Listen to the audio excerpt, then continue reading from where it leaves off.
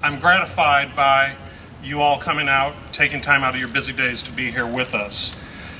Nehemiah Corporation and the rest of the down payment assistance community has been fighting this war for a number of years.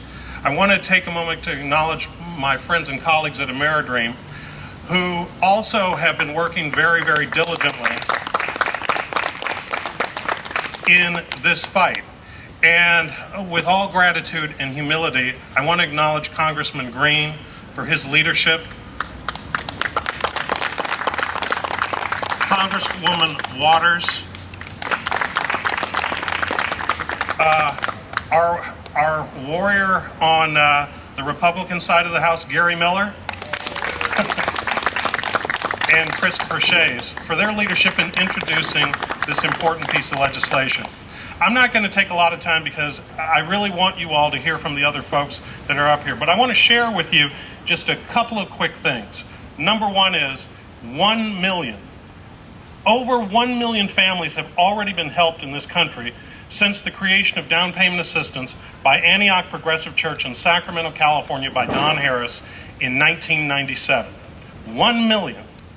Now, those families without down payment assistance would still be stuck on the rental plantation to this day. And make no mistake, folks, there are people who have an interest in, while affordable rental housing is obviously a goal for all of us, because not everybody either wants or should be homeowners, but we need to ensure that the opportunity for homeownership, for those who want it and for those that deserve it, is always available, and that's the essence of this fight. Now, the down payment assistance battle, you're going to hear lots of things one way or another before the end of this month, but this is really a race to the finish. We've got less than 30 days to get this bill across the finish line and get it signed by the president.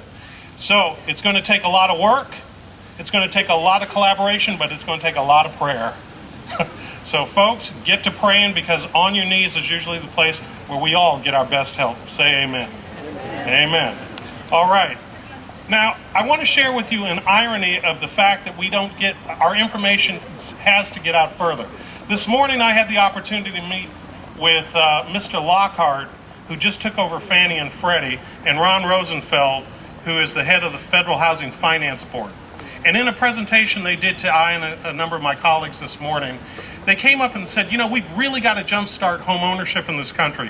We need to offer a tax credit so if people go out and buy houses, they can buy one and they'll get back into the market. Because in fact, in many of our communities, as Dr. Chavis pointed out to me a little bit earlier, this is the best time to buy that we've had in years. Now, but here's the irony. The administration is talking about offering a tax break to augment the tax break that was just passed, which hopefully is going to have some success, but a tax break to move people into home ownership if they're willing to put a down payment out and buy a home. And I walked up to him and I said, guys, I know that you're well-meaning, but let me ask you a question.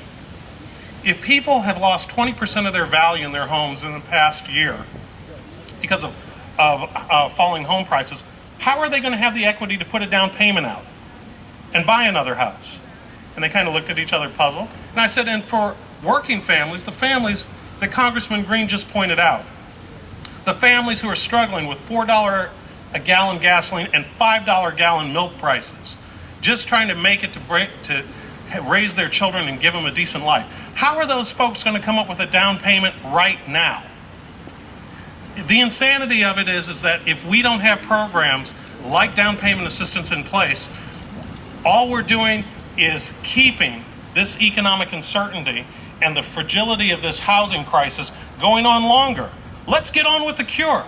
Pass H.R. 6694, restore opportunity for home ownership in this country, and let's get on with the solution. Thank you very much.